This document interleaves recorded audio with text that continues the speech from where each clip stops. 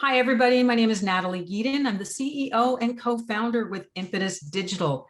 At Impetus Digital, we have built some of the best-in-class asynchronous and synchronous virtual collaboration and communication tools. We've worked with life science companies across the globe for the last 13 years to help them with everything from virtualizing advisory boards, creating virtual publication groups, medical education events, helping with their protocol changes with their investigators. We've even recently launched the Insight event platform, where companies are running large sales events, hackathons, innovation sessions, and the list goes on. But more importantly at Impetus, we really believe that everything starts with a conversation. And from these big, hairy, audacious conversations with leading edge thinkers, digital provocateurs, some of the people who are really working on the leading edge, we can all work to collectively and positively disrupt healthcare. So not only do we think that it needs to start a conversation, but we really need to sustain those conversations. This is exactly the reason we have built the platform that we have, so that people can engage with allied healthcare providers, payers, patients, physicians, through a series of asynchronous and synchronous touch points over time, so that they can dialogue, debate, pull agendas forward, really reach a consensus, build protocols, new ideas, and then we can really move these healthcare agendas forward. I'm really excited to have a conversation today with one of these leading edge thinkers. And this is actually Scott McMillan. Scott is actually the CEO and co-founder of XCO. This is actually a private Canadian technology company that's focused on advancing precision medicine and precision athletic training through new insights into human health and performance. The company's XPS Bioanalytics platform fuses world-leading motion tracking data that comes along with biometrics and things like cognition assessments, and helps to offer real-time assessment to give people both highly individualized and really easy to use data for consuming. Scott also has a bachelor's degree in kinesiology and biomechanics from the University of Calgary. He also has a master's degree in exercise and sports science from St. Cloud State University. And before founding XCO, Scott was also founded a company called Blur Sports Incorporated. He worked there as a consultant for sport and technology companies. He's also done that, and also taught human kinetics at the Okanagan College in Penticton, British Columbia. So welcome, Scott. So happy to have you on our show today. Yeah, thank you very much for having me and for the kind introduction. Absolutely. So very exciting and wonderful that you had started your career, obviously, in athletics, had a lot of interest in, body movements, mechanics. Tell us a little bit about the career trajectory, the choices, the different roles that you've taken to land yourself in an entrepreneurial place where you've literally founded a new company. Mm-hmm. Yeah, I can say it kind of goes back to, really when I was 16, I gravitated to an interest in sports medicine. I remember I bought a textbook at that age in sports medicine from Kohl's back in the day when we used to go to bookstores. And so, I read that cover to cover or cover to back. And my career since then, I was getting into school and then into early jobs and advancing on that, took many twists and turns, but my interests always stayed the same between engineering and technology development and how that relates to the physiology and health applications. And I did start out more so on the sports side because I also love sports. And so I always was fortunate to then have gone on to work with the Olympic Training Center in the United States, where we developed new technologies, and then do the same for Adidas for a number of the years in Portland. And then you mentioned that, I ended up then after that clinging to more my entrepreneurial spirit, taking all that background in technology and health science and bringing that back to Canada and Penticton and starting Blur and then XCO, which we started in 2014. So that's the right pronunciation for the company as opposed to Yeah. XCO, it's XCO. Thank you. So why the name XCO? Well, and that goes back. I co-founded XCO in 2014 with Dr. Jim Miller, and he's a former professor of medicine at UBC and an entrepreneur himself, having taken multiple companies public. And then he went into venture financing after that. And so we had just similar interests in this space. And I basically had started a folder on my computer called X Company, as we didn't have a name, and we were looking at different areas. And so it really grew out of that, and it works because we are really kind of either X, marks the spot, or it's the intersection of what we do with movement, cognition, and biometrics. I love it. So you obviously have worked in a variety of different roles for other people, other companies, other corporations. What gaps did you find, or what was the impetus, if you will, that propelled you to say, you know what, I want to start my own thing. I think there's a need. What was it that was happening in the market? Yeah, good question. I think I was pretty fortunate that I graduated from university in the mid '90s, and really that's when the internet took off. And of course, we had a bit of a bust. It's been up and down, but at the same time, because of my background and that education and the jobs, is I got very much into sensor technology and how to better assess people, and I have a great fascination for creating then the assessment technologies to glean new insights into health and performance. That's what gets me excited, is when we can come up with something new that to discover and understand the body better. So it really has been for a number of years. It wasn't very popular. The internet, of course, was the popular place to grow companies for a number of years. Wasn't until the iPhone really became popular that you could link devices to it. And then since 2010, we've been in this huge growth of wearables, and how wearables have grown the sensor space, and how medical devices now are advancing in the same way.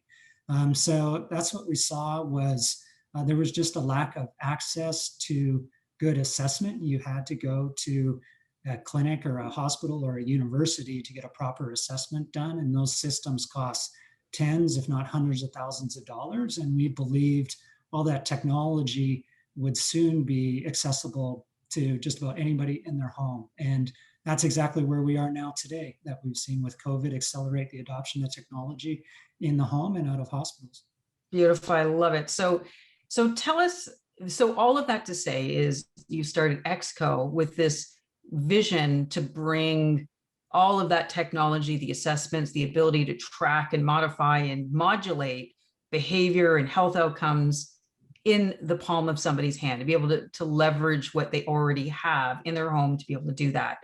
So tell us a little bit about the platform. I know that you call it the XPS, Local Positioning System and Data Bioanalytics Platform. Maybe you can describe what that actually is and how it works. Yeah, let me break that down. So, XCO right now, we have two health-based products. The one is a comprehensive, so 360-degree, assessment of somebody that you would go into a clinic, or a nurse could come to your home and do a movement, cognition, or ECG type of biometric assessment. So it really brings together all those pieces of data with technology that's easy to use. And the second product there is then the virtual care patch, which we're really excited about, that we're branding under Recon Health. And that is for continual monitoring of biometrics. So backing up to your question with XPS, what we first did at with the company is we developed a new way to assess movement using an exact positioning technology or exact positioning system, to give that XPS acronym. And so that we place a device on somebody, and then we have a radio wave tracking hub, then tracks them 100 times a second as they move. So this replaces, systems that have 6 or 10 video cameras in a university lab, or systems that you have to walk across a mat. And so the systems that just aren't portable, we've created one that is easy to set up anywhere. It could be in any physio clinic, any doctor clinic, or any community center.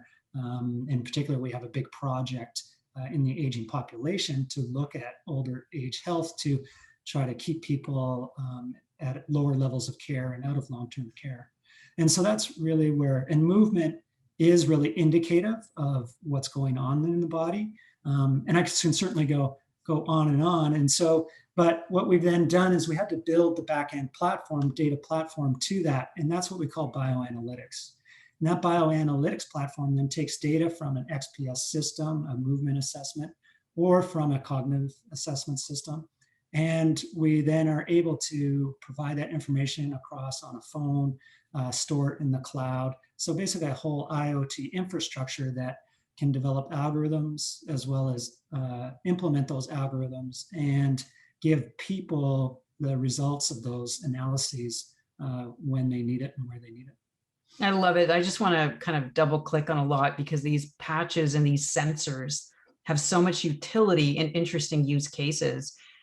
Just wanted to think a little bit about the first one that comes to mind around, we have all been turned topsy-turvy with the pandemic, COVID-19. The world is never going to be the same, including the way patients are getting monitored by their healthcare providers, and even the way clinical trials are going to be done. So let's double click on that for a few minutes.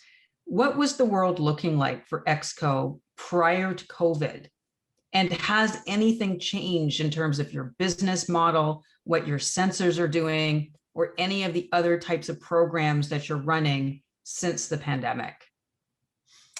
Yeah, well, and I think probably like you've heard or read in different articles, for us, we've seen it firsthand on how COVID has really leapt the whole field about 10 years ahead.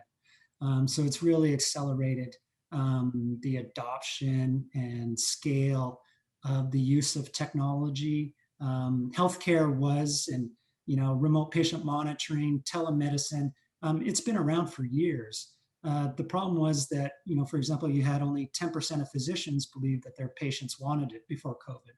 And now you see studies where 90% of physicians believe their patients want it. And not only that, but those physicians want it too because they're practicing medicine without the tools that they're used to having in their day-to-day job, and the nurses as well. And so, the vast majority of those same physicians then now want devices integrated with their telemedicine platform so that they can have real data of what's going on.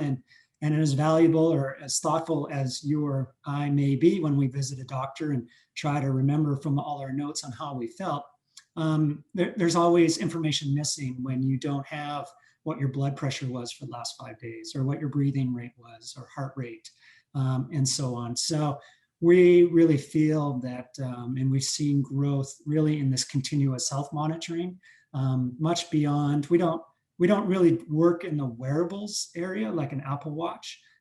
So we try to stay away from that term. We talk about medical devices that are worn by a person and do continuous health monitoring. So data that doctors really do trust, really clinical grade data, and not to discourage the use of Apple Watches and so on. They're great technology, but they're also limited based on the technology that's in those devices. And so it'll get you to a certain point in health screening, but we're very interested at the point when you're interacting with the doctor to better inform that care.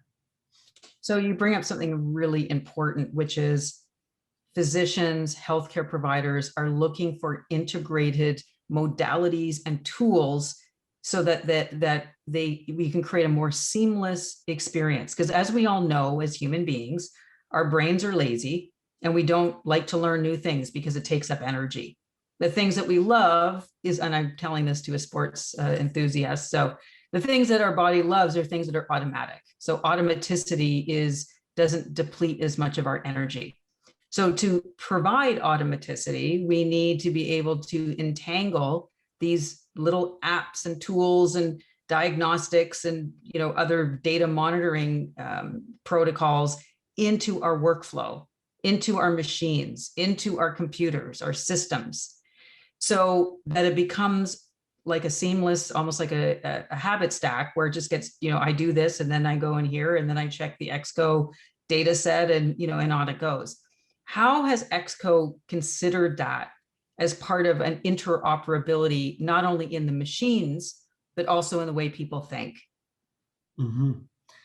Yeah, let me talk about that in two ways. One, a little different than perhaps what you were thinking. So at first, where we are with technology, it certainly seems that we can, simply integrate data. The technology is there to do it. We see in a lot of industries that data can flow between systems. Where we are in healthcare is it becomes very difficult because of privacy. And before COVID, it used to be that physicians and patients really kind of pushed back on the adoption of technology. They could just go to the doctor's office. That's what they were used to do. But now with COVID, they see the convenience and the better care that they can get, that they do want this to happen. And physicians, of course, need that interoperability, that seamless access to data, so it doesn't disrupt their day. So, and that's all very valid points that you make. And so, but in healthcare, we're on this adoption cycle. So we see a big trend here is what some people call consumerization of health. And so patients, or patient-centric or patient-empowered healthcare, where a patient can get access to a device, to a product, to software that can help them manage their health. And then they still work with their doctor. They have conversations around it with their doctor. They share that information with their doctor. They may take a printout to their doctor about that. So that we see that happening, that patients don't want to wait for the full integration to happen. But meanwhile, companies, including Exco, we are on a path of taking that great device, like a virtual care patch that we have with Recon, and integrating that directly into telemedicine platforms. The doctor has that data available when they talk to them, and then into their EMR system, so electronic medical record system, that data shows up there. So we have a couple of exciting partnerships with companies in those spaces that creates that seamless workflow between the data that is being assessed, coming from the assessment of the patient, into what the doctor's using in their work day to day. Change is always difficult, Scott, and many physicians who are practicing today have come from training and curriculum that have utilized the very traditional types of diagnostics. So the stethoscopes, they've used certain gait walks and various other ways that they manage people, and when they're reviewing them in person during their yearly physical or their assessment. And so here comes these new contraptions, these new devices, these new monitoring tools. And we're literally going from taking, a blood pressure cuff and getting a parentheses in a very specific time period of what your blood pressure is at that exact moment, and then comparing this to oodles of data, longitudinal data over time that gives a larger perspective. How are physicians adopting to this change of thinking, of the tools, but also of this idea that they have to almost become data scientists? They need to learn how to evaluate this data and integrate it into a cohesive piece of knowledge for them to make decisions. Yeah. And I think this is we saw this shift start to happen about 5, maybe a little more years ago.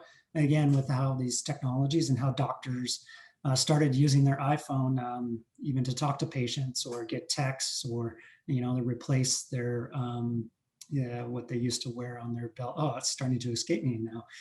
But their beeper, basically. So doctors are adopting technology. They see the convenience of it. COVID has basically eliminated that barrier for companies, because we did live it as far as promoting our products in the past.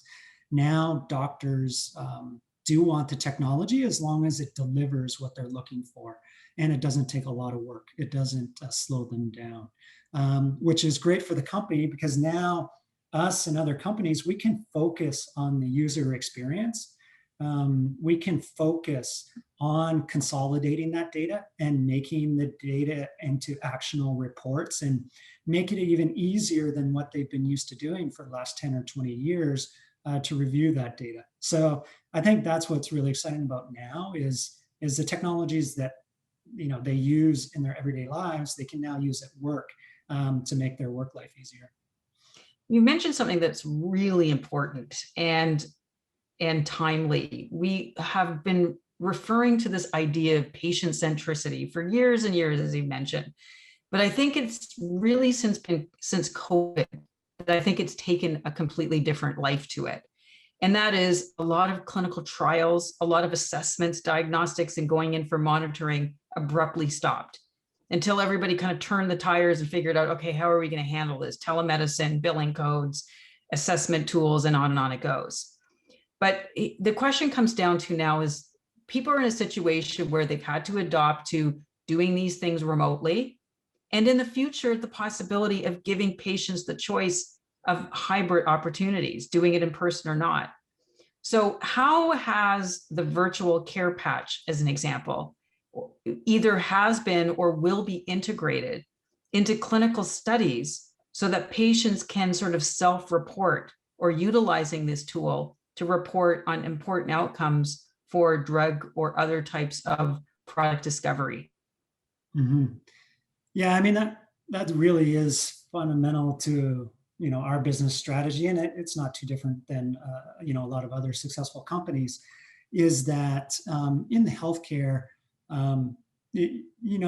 as much as you have to create a brand like Tylenol has created, and so on, you have to also really continually validate your technology, continually study it and create. And I think that's what is exciting about it, to me and others, is that we're really starting really at early stages, and there's a lot of potential to these technologies. And through studies, through partner projects, whether it's with pharma, whether it was with universities and so on, you really get to tap the potential of these technologies and more excitement as it grows. As far as Exco and what we do, we've established relationships with a number of networks across Canada in frailty, as well as in neurodegenerative conditions and cardiovascular. We work with universities on the West Coast as well as in Ontario. And then our partners work with universities and other associations in the East Coast as well, and in Quebec. So it is really important to us that we get these devices into studies, that we run significant pilots, and from that then share all those learnings so that people can basically have almost a do-it-yourself if that's what they wanted to do. Because from my fitness and sports background, I truly believe that people aren't inherently lazy, although modern society kind of pushes us that way. But I think, as we saw with COVID, people are inherently really do-it-yourselfers. They will take the impetus if there's the motivation, and having a chronic disease is motivation enough that you want to feel better. You want to have a healthier and better quality of life as you work with your physicians and such. So there's really a lot of motivation, I think, going forward, that we've gotten to the point, as long as you make it accessible, e-commerce, go to a pharmacy and have the software that I can quickly update, get the data, view my data, share it, and that's what we do in a lot of other products we use, whether it's financial management or home energy management and so on. And I think it's awesome now that we're seeing that happen in healthcare. So very important at the point of clinical trials, because there's two ways of looking at the bioanalytics platform that you have and the app and everything.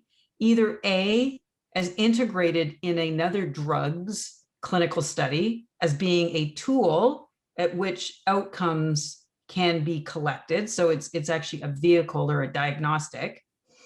And then there's the other question about your own clinical trials. I'm curious about the own clinical trials, as in, is your device, is your technology, is your computer algorithms considered software as a medical device? Yes or no? And what is kind of the regulatory pathway? And then from there, where does it go in terms of who's going to pay for it? At the end of the day, especially in Canada, diagnostic tools and just diagnostics in general, it's a completely different bucket, if you will, around public payers and reimbursement. So I'm just curious about the regulatory pathway as well as the market access pathway. Yeah, very good question, because yeah, it certainly makes it a little more complicated market. As we often see it, there's four sides to this market, or the four P's. You have to make the patient happy, of course. You want to make the physician happy. We've covered those two. And now we're getting into making the provider, whether it's a hospital or health authority, happy, and the payer, whether that is the government then, or whether it's coming through private health insurance and extended benefits. And so what I was touching on is that because of this consumerization of healthcare, is that patients are willing to pay a certain amount to have a better health and have some control and empowerment over the healthcare. We're hearing from, for example, neurodegenerative patient groups that they don't want to wait for Health Canada 3 or 4 years to start reimbursing this, however long that takes. They want access to the devices now. And if it doesn't integrate with their doctor's system right now, that's fine too. They'll tell their doctor about the data and how it's improving their lives. So there's that aspect that really helps us on the business model and so on. But there also still is, we do need to be sound and provide accurate data, because it does impact people's lives. And you got to make sure that data is reliable and accurate and ethically sound. And for that reason, we do go through and get this certified as a medical device. And that means what we call would be a class 2 medical device certification in Canada, or a 510K in the States, and a CE mark in Europe. And what we have to do there is we have to take our measurements and compare them to what we call a predicate. So compare them to a device that is used in the market that is already certified. And so we work then with, for example, University of British Columbia to run those trials, or if you like, laboratory data analyses. And that's the extent that we have to do for a medical device. Eventually someday, and this will be years down the road, a few years down the road, is we may get much more into diagnostics and say, hey, we detect, you have this one type of 12 or 13 or 14 types of arrhythmias, and this is, your recommendation based on that. So that's where you get into more higher level clinical trials, because we need to prove that that decision is an accurate diagnosis like a doctor would make. We don't go there at first, because that's a longer path. So let's actually just spend a couple of minutes discussing what exactly the patch looks like, how the sensor sort of works, how it's integrated with the app, and really at the end of the day, the vital signs or the key activity levels or what have you that it's actually measuring. So describe to us what the product actually looks like. Yeah, and I think the exciting part about here is that we are embedding AI into this patch, so into Recon's virtual care patch. So I'll come back to that. But so the patch itself will be a small device that you can wear on your chest or on your upper arm, depending on what you end up measuring for you. You can personalize it to your condition. For example, a Parkinson's patient is often interested in how they're reacting to medications, as is their physician. And so we can monitor, we use an AI model to do activity classification of how much you're moving around, the types of movements you're doing, if there's tremors happening or pausing in your gait, things like that, as well as monitoring heart rate and other biometrics such as respiration rate, and so on. So we can set it up that here's a schedule for the device. It's going to monitor your activity 24/7, but we're also going to take heart rate and respiration rate 4 times an hour for the next, next month or so, because there's some cardiovascular concerns that your doctor is interested in. So that's one of the exciting pieces of our device, is that it's not just a set way of doing everything, is you can tweak the assessment of what you want to measure and how frequently you want to measure it. In other words, what some physicians have called it, then that personalization of care for that patient, or we would call precision medicine. That device then is reading that data. So I mentioned some of the measurements. But to go through the list is, we have a multi-vital sign device that has multiple sensors. So it'll do SpO2, it'll do heart rate variability, which is very important for disturbances in autonomic nervous system, or for example, of how well you sleep and how well you really function as a system. And then, so I got those 3. Activity, of course, I mentioned. We have a microphone on there, so we're going to do some exciting things around speech and cognition, and core body temperature. So we've worked with a company in Europe, so we'll be the first multi-vital sign device that will have true core body temperature on it. Your Apple Watch and other devices measure skin temperature, which really doesn't help when you need to look at what fever is about. As you know, when you take a temperature, you stick it under your tongue or stick it in your ear to get a good measurement. But we've developed a patch that has that accurate core body temperature on it. And so all that data then goes from the device. It'll go Bluetooth, just like sound goes to your ear pods. It'll go Bluetooth to your phone. And then we are just sending the results, because all the assessment and analysis of the sensor data is done on the device. So we send very little data to the phone, just the data you need, and then the data that you want to store in the cloud, if you choose to store it. So that's what's really excited about what we're doing. We're really at edge computing paradigm versus everybody else trying to transfer a lot of data. And they have to trade off. The limitation there is they have to end up parsing the data. They have to filter the data down, because they really can't send all the data for analysis, because it would eat up all your Bluetooth power, eat up all your battery power, and just eats up a ton of cloud data storage space. But they've developed IP and years of analysis in the cloud to assess the data they do get. And what we'll be able to do is assess all the data coming from the sensors. So the exponentially more data and higher resolution, and from multiple sensors. So yeah, and also I think edge computing is also important for people to understand. It also provides an extra layer of security, because it's not going through sort of potentially unencrypted vehicles for capture and utilization. So I think there's something really great that you said about edge computing there. Yeah, exactly. And so you can, we'll set up all that information consent, personal health information consent throughout the system, so that if you don't want to send even we're just, your summary data to the cloud, you don't have to. But as you know, a lot of the software marketing companies, they are looking at all the data you produce and analyzing all of that, and will continue to do it for the next decade. We won't have access to that data unless you're part of our research studies, which you give us access to. So we will, and it'll be all fully encrypted, of course, and so on. So it definitely is. There's definitely a privacy component to it. So Scott, you mentioned something important around artificial intelligence. So smart algorithms and other methodologies that these machines or these sensors get smarter basically over time. So I'm just kind of curious as it relates to an individual's health management or precision medicine based on their particular health issues. Does the units or sensors or the data get smarter for their particular information when you're starting to compare data sets of people with similar characteristics, and then it just continues to build on the data until it gets better and better predictive in nature? And is this also applied to sort of the aggregate that you're creating for population health management?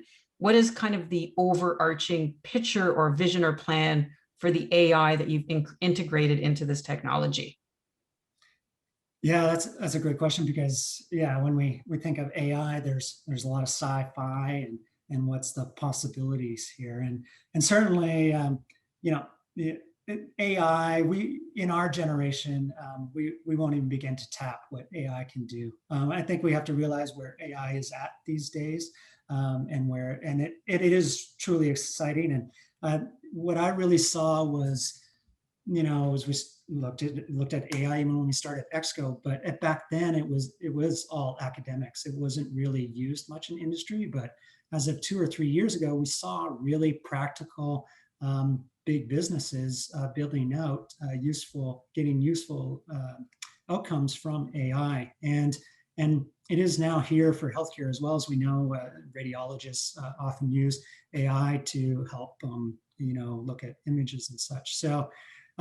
But we're not quite there yet where, we can stick a device on somebody and it will, learn and basically be the doctor on the arm. That's going to take quite a while. Where we are at is really on the quality of the data, combining data and giving our doctors and the patient much better information using AI. And so the type of AI we do really is machine learning. So in research studies, we will capture data from our device and then capture data from context, whether it is that person took a medication or has this diagnosis, or we call that labeling of the data. And so we're able to relate our measurements to the data labels and then build an algorithm based on that. That algorithm then we put in the device. Whether it is to alert that, okay, this is getting out of your range, or whether it is to this sensor isn't working properly. So we've seen a lot in the industrial space of quality of sensors, and we will do that on our device of there's too much noise here, there's too much motion artifact, this is a bad measurement. In other words, the AI will pick that out, so the doctor doesn't have to do that. And then just some of the measurements themselves have been proven difficult to do by engineers, crunching and doing a bunch of fancy math. And that includes, like I mentioned, core body temperature. We'll implement some AI and algorithm around that to measure core body temperature. Activity classification is another one that AI works really well on. And then another one for machine learning is blood pressure. We're working with a European company to be able to do blood pressure on the device using the signals we're getting. So the learning we do basically doesn't happen on your arm. It happens in our research and development, and then we implement those AI-based algorithms on there. But certainly someday, AI will get there where it does more and more, or helps the doctor more and more. I can't myself imagine replacing a doctor, much like we can't replace teachers with artificial intelligence, but who knows? At least not today, as we've all sort of experienced during this past year. So I'm curious as well too. We talked a little bit about the differences between the wearables, the popular things like the Apple smartwatch and the Fitbits and all these other things, the 24-hour glucose monitor and things that people are buying. I'm just curious who your target audience is. So we just discussed a little earlier that physicians are inundated. Some of them are really not very tech savvy. They're already struggling on how to use telehealth or their computer in general, let alone all these new diagnostics that I'm sure everybody in every company is out there land-basing them with. So is it the physician that you're targeting to try to start implementing this in their day-to-day practice? Is it the hospitals where you're trying to integrate it within the electronic medical records? Or are you really doing a B2C? Are you really targeting smart biohacker, educated individuals who are already on top of their health and just want to do more in a much more succinct and critical and more sustainable way with a credibility, if you will, beyond what they're currently using? Is that your target audience? So who exactly are you targeting? Yeah, I mean, I think you have a lot of experience in the pharma industry, and a lot of people understand medications that they buy, and it's not too different than what a pharmaceutical company does with over-the-counter medications. So we like them. So again, you have a brand that sells Tylenol. So they have advertisements, they go B2C with big B2C type programs. Yet they do a lot of investment in educating physicians on running trials and clinical studies, market pilots, and so on. So to answer your question is, yes, we now healthcare is, we've seen it with Dexcom's done a really good B2C type of strategy this way. And we've seen other smaller companies do it as well. And so it used to be that you couldn't get investment unless you were just B2B and you're going healthcare. But nowadays, and our business is B2C, with that caveat that we are investing in working with physicians, working with them to become champions of what we're doing, working with them as key opinion leaders, working with them to help us create education around best use of it, and working to educate other physicians on that. So that investment, and we have to start with physicians on board. If physicians aren't on board with our product, then we won't be successful. So for somebody to get access to this, does this unit in these sensors have to be prescribed by a physician, or can I just go onto Amazon and order it? Yeah. And you kind of asked that question before. So we will offer it where people can get it through e-commerce. So they can say go on Amazon or go direct on our website and be able to purchase it themselves. Just like in Canada, you can go buy a Dexcom continuous glucose monitor yourself at the pharmacy or online. We will drive towards, again, getting healthcare reimbursement, getting employer insurer plans on board, and so on. So we will work towards that. We recognize that we need to really prove to them the value. And that just takes a little bit of time, just like you have to do in pharmaceuticals. You have to show kind of that real world value for the providers and payers to get on board. So I think that's what's exciting for medtech and digital health, though, is that they can start with a bit of a B2C strategy while they work on the physician and payer roadmap. So you have a very interesting, obviously, whole proprietary local positioning system, sort of like a GPS built into these sensors. And so you've niched yourself with some very interesting target groups, which is really people with neurodegenerative diseases, chronic diseases, cardiovascular, and as we all know, the very vulnerable of society that we have seen suffer immensely during this pandemic, which is some of the long-term care facilities and people who are elderly nature. So tell us a little bit about how these audiences are picking this up, utilizing it, and is there a plan to sort of expand beyond these particular people with these conditions? Mm-hmm.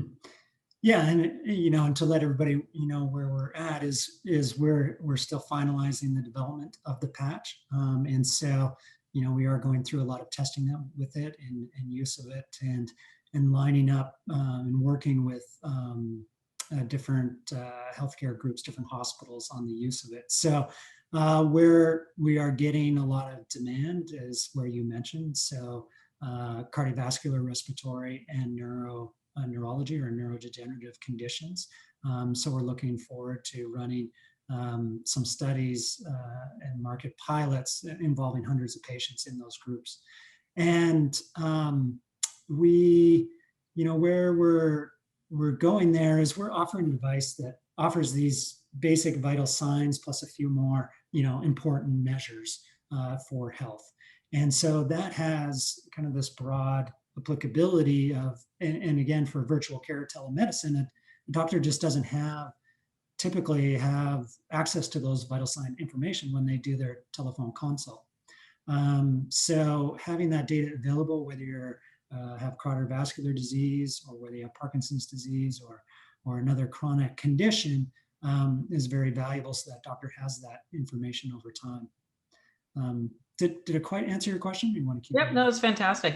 So I'm just sort of thinking forward here is so we've actually got these patients who are, coming online, and you're kind of in the process of finishing up some of these trials, and there's a lot of really great things here. But one thing that does come to mind is other utilities of this. And it's not people necessarily in kind of the healthcare, managing, reactively, if you will, to a condition, even having COVID and needing to be monitored for oxygen saturation, et cetera. But I'm thinking about people who, I'm thinking about the Olympics as an example. I'm thinking about people who are in athletics. That's your background. And how can devices like this be used for people who are really serious about sports, about optimal performance? Is there a niche here in how, and if so, is this going to be larger than even the market that you're suggesting? Mm-hmm. Yeah, great question again. And to touch on just for a second there, because I didn't quite answer around the aging population, and we, we've been working for a couple of years now on assessment of seniors, and then as they get to points of what we call fragility or frailty. When a person becomes very frail, of course, they need higher levels of care and end up in long-term care or some in-person care where they live. And there's that demand is growing. Our aging population is growing at a high rate, and the cost to serve and care for the population is growing with it. And there has to be a better way, and we've seen a better way with COVID through virtual care, through devices, and through other healthcare technologies to help take care of these people better and with the dollars that we have. And so, and with the patch again is, certainly see the aging population. It's no longer the case, again, like we see with, like I said, in general, that people aren't objecting to using technology like they did 5 years ago or 10 years ago. And this is the same for the 65 plus age group. Sure, 90 plus, you generally have somebody doing the technology for them. But generally people over 65 use an iPad, they use a phone, they've used some devices of some sort over time, and they're quite familiar and can use the technology. So I think that's exciting. Bridging that then to athletics is athletes are also patients, and often they are the most difficult patients to work with because they have such high expectations. So in that, when we're talking in a high performance athlete, it is their career. So it would be like somebody who types a lot during the day getting carpal tunnel syndrome, and they can't work anymore. It becomes a big deal to take care of that person so they can get back to work. So with athletes, they hurt a knee, they hurt an ankle, they develop some cardiac arrhythmia, they develop exercise-induced asthma, they have some genetic condition. And of course, athletes also, after they finish their sport, they often do end up, because of the sport, and football is a good example, hockey as well. Concussions have long-term effects, hip replacements, knee replacements, but also heart issues and so on. So they're definitely, we see it as, again, athletes, athlete health, or athletes as patients, as being part of one of the segments. I would say it would be nice if that was, say, the biggest market or largest market, but I think, as we know, a very high percentage, unfortunately, of our population has chronic diseases, and that's where the bulk of trillions of dollars in healthcare go to, is caring for those people. So that is the problem we really want to tackle and help solve, is chronic disease market. What does the future of this look like? So I'm sort of picturing somebody with, I'm assuming it's a fairly small patch, if you've seen it on, if anybody wants to look at it on your website. So it's fairly unobtrusive, but it's still there. And some people may still be a bit, self-conscious of it if they're swimming or, whatever. And people don't like other people asking them questions. So I'm just curious about your view. I mean, I interviewed somebody recently who are, some people are getting into heavy duty things like nanotechnologies, where there's like multi-sensors and, all these sorts of things. And then, we're talking about the Elon Musk Neuralink and other sorts of internal embeds. What is, in your opinion, Scott? I know we're just kind of scratching the surface and just getting people used to the technologies we currently have, but what is the future of these sorts of patches? Yeah. It really is to make it invisible, right? So it really, like you say, I would say that there are certain people that are conscious of things in different ways. So, and we see differences between genders as well. So men are more likely to wear something on their chest than a woman would be. So we have to take all these things into consideration. Some people have more fashion sense. Some people really don't give a damn, for lack of a better word, right? So but yeah, I mean, we can't strap on, a big device onto somebody's arm. People expect it to be comfortable. They need to, basically, I mean, what we find is people forget about it once it's on, unless, like you say, somebody asks about it. So constantly working on making it aesthetically pleasing, very comfortable, through reductions in size, through choice of materials, and even how it looks, so it blends in with what people would normally wear, and so on. So I think it's just, yeah, the technology over the years will just make that. I would see it more. I mean, there'll be certain things that will be able to implant. Some people will be allergic to doing that, and I don't mean that literally, but they just won't be interested. Other people want a more of a, if you like, a cyborg approach, right? Where it just blends in, it becomes almost a fashion accessory, right? It's people love wearing a Nike logo. So it becomes, I'm trying to think of another example, but basically a bit of a badge of honor that you are wearing this device and you're that tuned into your health, and people want to get one too. Right. No, it totally makes sense. Absolutely. For other biohackers out there in the world. We're living in a really interesting era of the conspiracy theory. Conspiracy theories have always existed. I just think that these days, because of social media and so many other factors, there's never been a time greater than today that you could belong to a tribe of any convoluted idea that you can imagine, and you'll find hundreds of other people around the world with the same perspective or version of reality as you. So, one thing that, people are thinking of any of these kinds of implantables or sensors is a concern of being surveilled. And what is that going to happen? And somebody's watching my every step, and where are they going to take my data? And is this safe? And is somebody hacking it? How do you handle people who are sort of the naysayers or conspiracy theorists around devices like yours? I think all you can do is be transparent. I think that is what, and be authentic, and tell people what you're doing, how this benefits them, and at the end of the day, it's up to them to make the decision. And so we can show all the benefits, again, through studies, or through anecdotes, and through their friends who use such devices. And then again, having the material available, so it's open and honest and transparent about what happens to their data.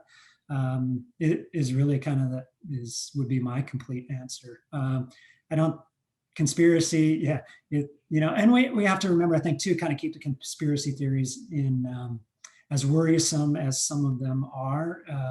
It is a very small percentage of the population, and we got to make sure we outvoice them. So. Yeah, very well put. Scott, this was an amazing conversation. I'm very excited about the work. Can't wait to hear about some of the positive clinical studies, the utilization, and really all the partnerships that are probably going to be expanding in the weeks, months, and years ahead. For anybody listening in the show today, if you're interested in connecting with Scott, finding out more about what XCO is doing, seeing if there's maybe a clinical study you might be doing or wanting to do, or some sort of collaboration, please look for Scott's connection details below. We will be leaving those in the show notes.